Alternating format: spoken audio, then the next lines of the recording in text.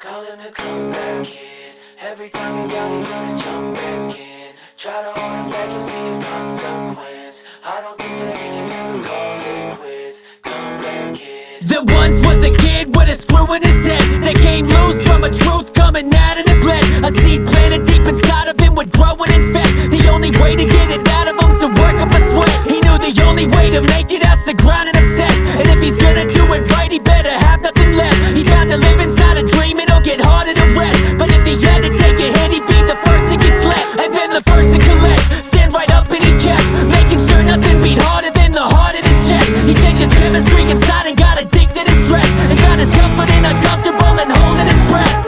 They tried to trigger him and get inside of his head.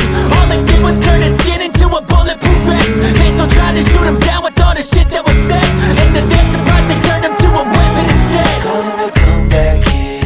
Every time he's down, he gonna jump back in. Try to hold him back, you'll see a consequence. I don't think that he could ever call it quits. Comeback kid, comeback kid. Every time he's down, he gonna jump back in. Try to hold him back, you'll see a consequence. I don't think that he could ever call it quits. Comeback kid.